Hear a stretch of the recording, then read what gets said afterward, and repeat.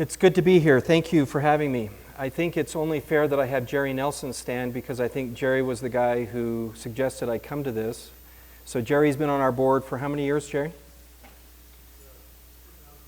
2002 for a long time, and he's done a great job. He's been in the Entrepreneurial Center here, and he's done a great job for us, so thank you. Thank you to him. I like you, came to BYU. I sat in lecture series like this one, and when I started Security Metrics, there was a bunch of things that I didn't know, and I wish I had known. And so my goal today is to help you get some information that I think will help you when you decide to do your business idea. So the question I have for you is, how many business majors do we have here today? Can you raise your hand? Okay. How many of you, whether you're a business major or not, have a business idea that you're excited about, that you keep thinking about over and over again? And you keep thinking, I know this is going to be a great business idea. Okay. So who has passion for their business idea? Okay. Put your hands up with your fingers, 1 to 10, scale of 1 to 10. How many? Okay, I got a 10 here. What else? 10, 10. Oh, undecided. Yeah, 10s, all 10s. Okay, so we got some good business ideas. So all of you who raised your hand, let's just say that you could get a loan for $100,000, up to $100,000. Now, it's a loan, so you have to pay it back. It's a real bank loan, and they're going to make you pay it back. How many of you would risk $1,000 on your business idea? Raise of hands. $1,000, just a small amount. How many would do $5,000? Okay, a number of hands went down lower. How many would do $10,000? Okay. Do I only have one hand up still? Oh, I got two. How 25,000? Okay. Can you tell us why you would risk $25,000 on your business idea?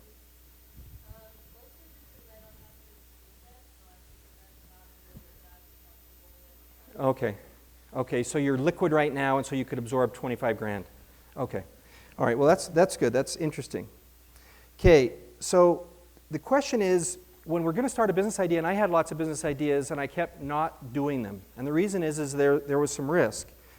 And so the question that I had to keep going over in my mind is, how much risk am I really comfortable with? Can I really absorb it, and how will it work? So what I want to do now is I want to get 2 volunteers. Can I get 2 volunteers? Come on down, the first 2 people who come down.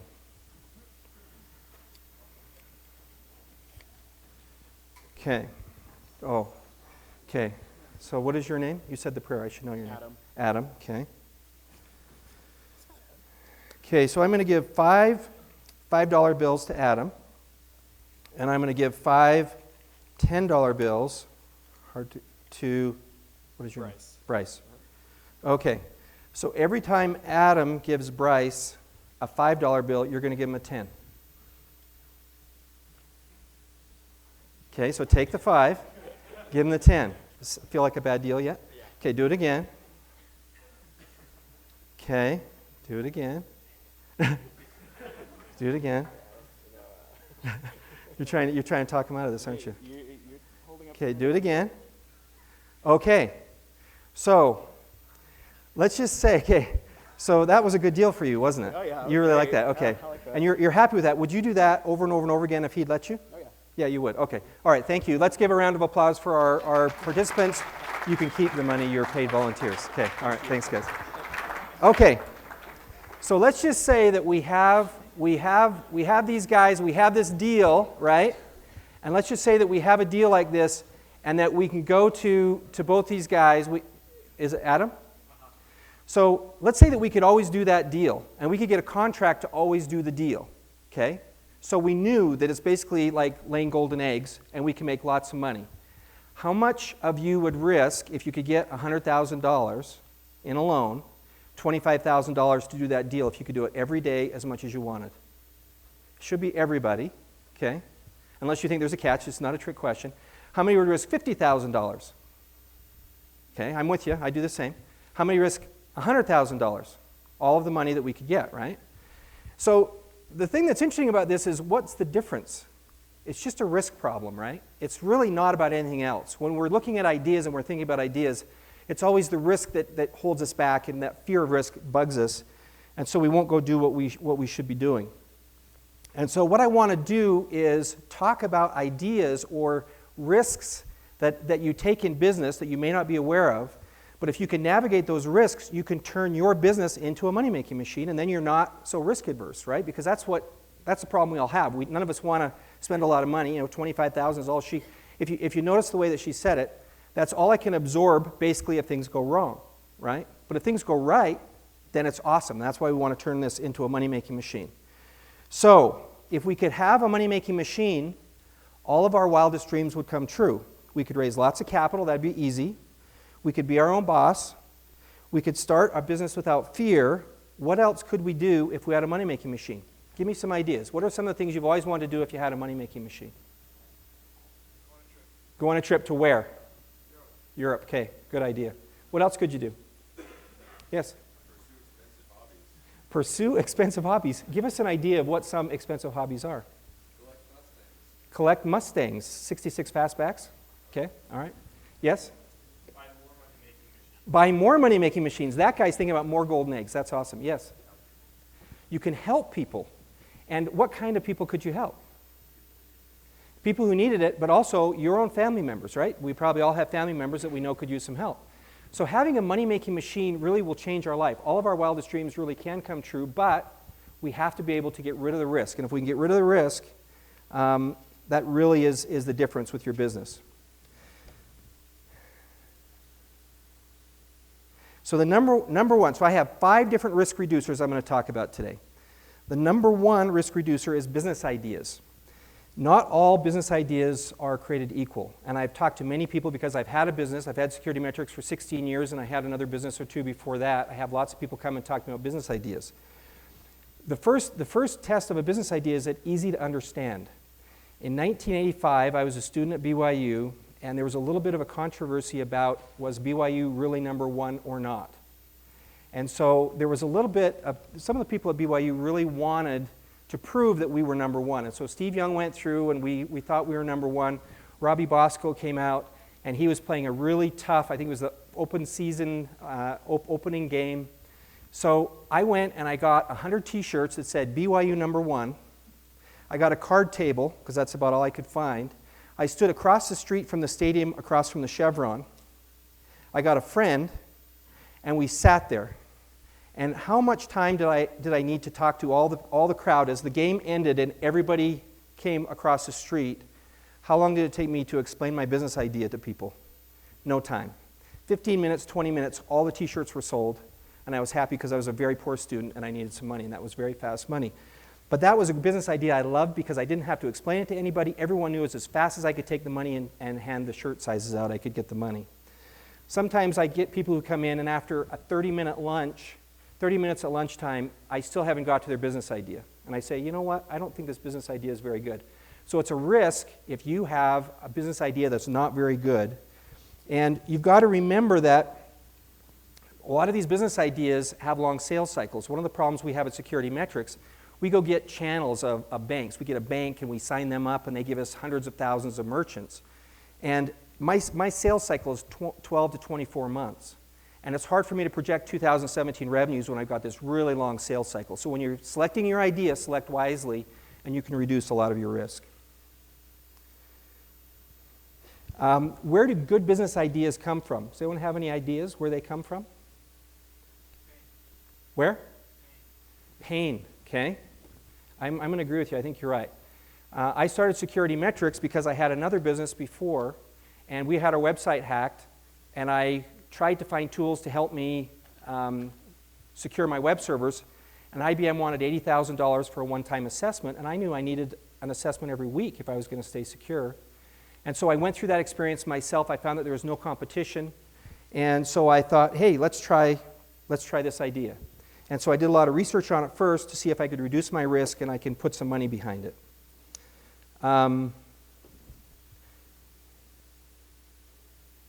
That original idea still generates 75% of all of the revenue that Security Metrics makes today.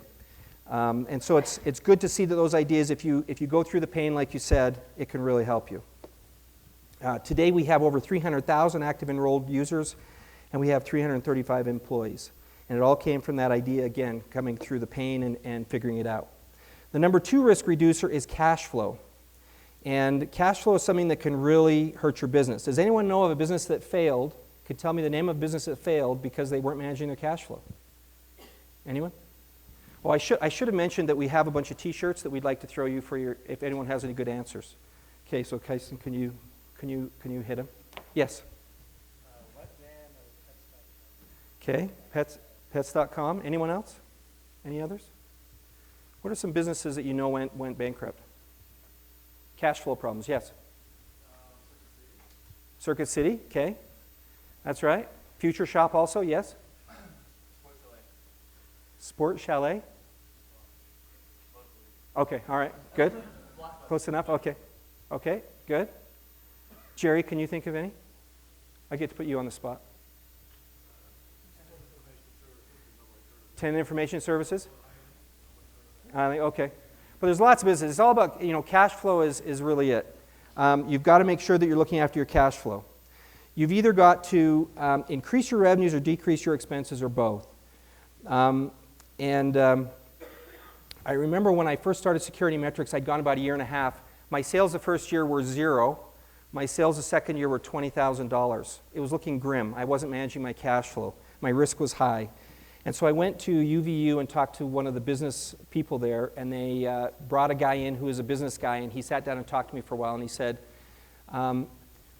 what's more important, sales or engineering, making a good product or selling it? And I said, making a good product, and then it will sell itself. And he smiled and laughed at me and said, no, it's not about that. It's not, the best mousetrap doesn't win, the best selling mousetrap is the one that wins. So make sure it's all about sales, and if you do that, your risk will be reduced substantially. The other thing that I think is important to understand when we talk about cash flow is that cash is king. We had a Bank of America contract in 2005, and all of a sudden they canceled that contract on us. So I thought, okay, it's over. I walked to my CFO, Blake, and I said, Blake, what are we going to do? Life has no meaning. And he said, you know what? We have a problem in April, in 2 months, and after April we'll be fine. And in fact, we're going to make money this year. And I said, you're kidding me. And he goes, yeah, we're going to do that. So again, looking after your cash, looking after your cash flow, projecting it, all of a sudden, and he was right. I went and I got some money to make sure that we were safe, and by the end of the year we'd made $2 million, which is the most money we'd ever done on revenues, and we were profitable for the first time. So make sure you're managing your cash flow. The other thing that you need to think about is your funding, and it's a vital component of cash flow strategy, and I remember when I started Security Metrics, I didn't want to get any funding. I wanted to just move on without funding. And we went and talked to Visa, the credit card company, and they're one of the biggest players in the space. And they sat down and they talked to us and they said, we want you to be one of our three vendors. And I said, oh, that's awesome. We're so excited. And they said, we're going to come and audit your facility. And all of a sudden I went, oh my gosh, my facility is not very nice. It was in a little teeny medical building type thing. It was really awful. And so I went and I had to raise capital. And I got some angel funding. And some people think that funding is always a positive thing that's always going to be good for you, but I know I have a friend that started his business, and it's a company that's a well-known company, and he started with a friend, and I went and visited him, had lunch with him at the very beginning. And after they'd done about $8 million in sales, the venture capital group that they got all their funding from decided that he couldn't be a good marketing guy, and so they pushed him out of his own company. So you think that funding doesn't have risk, but it does. You have to be very careful with your funding and how you select it. The other thing you have to be careful about is that you don't starve your business. Sometimes you'll need capital and you'll be too cheap to go get it, or you'll be worried about getting capital, and so you won't get the amount of funding that you should have. The other thing I think that's important is where to get capital. We're actually trying to raise capital now to buy out some of our angel investors. And the thing that I was surprised at when I first started to do that is that banks will not lend any money to a company that is new and just starting. They don't like risk. Venture capital groups don't want to talk to you unless you're making a lot of money. If you're making $1 or $2 million as a startup, they won't talk to you about it. Angel investors will normally invest several $1 million, $1 or $2 million. And crowdfunding sites like Kickstarter normally won't do much more than $1 million. That's kind of their limit. So if you need more than $1 million, you're in trouble there. So I think the biggest thing to do is make sure you get capital if you need it, but don't get it if you don't, because it really can bite you and be a problem. Risk reducer number 3 is people. And has anyone here ever worked with somebody that you know should have been fired? I've done that. Okay, you've all seen that. And you have to be careful when you're hiring people. Bad employees can put the company at risk. They can offend employees, they can do illegal things, they can sue you when they leave. And so you have to be careful with your employees. It's very important to hire, and when you're starting your business yourself, it's difficult to make sure that you hire good employees. So human resources is a very important thing. As entrepreneurs, generally we're excited about the idea and don't worry about human resources like we should be. And the other thing I think that's important is don't view your employees as an expense. Your employees really are the ones that are going to generate all the revenue for your company. And I think one of the things that I'd never thought about before I started a business was my employee philosophy. And has anyone here heard about Jack Welch and General Electric? I think we all probably have. His philosophy was fire the bottom 10% of the employees every year. At Toyota, they believe the opposite. They believe that any employee can be trained to do anything. And so you have to decide what your philosophy is before you get there and start hiring employees.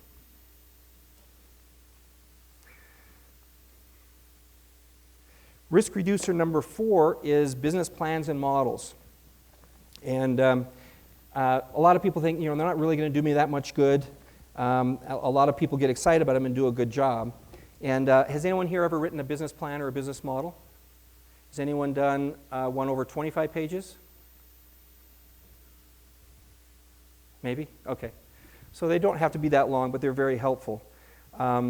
I know my son really was excited about a laser tag when he was 12 years old, and so we did a little business model and a plan, and we'd go look at real estate with him. And probably my favorite story on business plans is I saw a presentation by Jerry Atkin, who was the founder of SkyWest. And he talked about his story where he had gone out and he had started an airline company, SkyWest, and it didn't go very well, and he was about, I think, $750,000 in debt, so they decided they were going to sell it. So he got somebody from Jackson Hole, Wyoming to come and look at buying it, and the guy said he didn't want to buy it. So he said, well, my brother-in-law, give us a little time, and they went in the bathroom, they talked, they said, let's go give it to him. So they decided they were going to give it to him. So they went back and said, we're going to give it to you, and he said, we don't want it. The guy said, I don't want it. And so all of a sudden he was stuck. And he had $750,000 in debt. He couldn't pay for it. So he went and talked to his rich uncle. And his rich uncle said, make me a business plan. And based on your business plan, I'll decide if I'm going to lend you some money. And so he did. He had a business plan, which was a ledger, a yellow ledger sheet. And he came back, and now that company, I think, is almost doing $3 billion in revenues a year. So business plans are very helpful if you do them properly. The other thing I think that a lot of people don't think about as entrepreneurs that has a lot of risk is business legal structure. Do you want an LLC, a C Corp, or an S Corp? Also, what's your tax planning strategies? One of the things that I never understood, that if I have a company structure and I mingle all my finances with the business, that somebody can pierce the corporate veil and I have no protection as a business. So it's important that you look after those types of things to reduce your risk. And legal liability. I know that when I started Security Metrics, I'd never had any legal problems, so it didn't occur to me that I needed to worry about legal very much. We went and got a local firm to help us with our legal, and all of a sudden our biggest customer decided they wanted to compete against us, and we're in the middle of a lawsuit. And we didn't do anything wrong, but we had a problem, and I was so glad that I had a good legal person to help us and create our contracts. And those contracts did defend us, and we were able to win the lawsuit, but it was because we had good legal people. I think another thing that people don't think about from a risk standpoint is your office space. I remember the very first time I got office space, I thought, well, who cares? I'm just going to go get it. And I can sign as a member of the company, but I couldn't. They won't let you do that. You have to sign personally, and so my first lease was 3 times the value of my house, and I had to sign personally on it. So you have to be careful with your lease and make sure you navigate that properly, and that'll, again, will get rid of some risk for you. And I think another thing that's really important is to make sure that you get an advisor that is good, and they will see help you see what's really going on in your business from a higher level. I remember one day I was sitting there talking to Jerry, and he said, your business is going to grow this year. And we just lost the Bank of America contract, And I said, no, we're going to go away. It's all, the sky's falling. And he said, no, you're going to grow. You're going to double next year. What are you going to do? You need to get management. You need to make sure you've got a better management structure going. And we need to be hiring people. And I said, no, we can't be hiring people right now. And he was right. We ended up doing twice as much money. I think we went from $2 million to $4 million that year. And he was right. But I needed an advisor to tell me that. I had no idea. If it was up to me, I wouldn't have believed that. So there's lots of different people that you can get for advisors. And I think it's important to get people who are objective, maybe not your spouse, maybe not your parents, but somebody who can really help you, like a board of advisors. So I told you about 15 things that we can do to reduce risk. And if each one of those is about 4%, we've reduced your risk by about 60%. But what do you do about the other 40%? And one of the things they asked me to talk about was our religion, since we're at BYU and we can talk about it. Religion is kind of an interesting thing in business, and we've all seen different sides of that. And there are things that your religion helps you with and that also it doesn't help you with. You can pray to know if starting a business is the right thing to do, but you can't pray to know if your business will succeed. You can try, but it's pretty hard to receive those types of answers. You can't take away the problems, the pain, the heartache, or the sleepless nights, but you can obtain peace in spite of them. And I think that's interesting for us to know that. In Galatians 5:22 it says, "But the fruit of the Spirit is love, joy, peace, long-suffering, gentleness, goodness, faith." And those are all things that really do help you. And going to work when you're an entrepreneur is much easier if you have hope and faith in what you're doing. Some of my biggest trials and spiritual learning experiences have come to me as an entrepreneur, and I'm grateful for this rich blessing that I've had in my life. And I've kind of talked about risk and that it's a bad thing, but risk really is what motivates a lot of entrepreneurs. I talked about Jerry Atkin at SkyWest, and that really motivated him. It was the risk, and it was the $750,000 in debt that really motivated him. And I know that when I started my business, I had a similar situation. I took a mortgage out of my house. I signed personally on a $500,000 SBA loan. And I'd taken investment from my friends. And so I really had to succeed. I couldn't just give up. I couldn't just say enough's enough and forget about it. So risk really does force entrepreneurs to try their hardest and to succeed.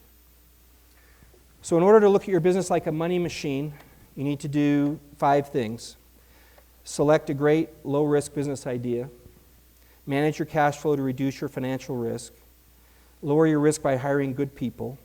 Take time to plan, mitigate any potential risks. And use your religion to find peace with the risks that you do face. And if you can remove most risk, then you can view your business as a money machine, and that makes it easier for you to be successful. That's all I have. Any questions?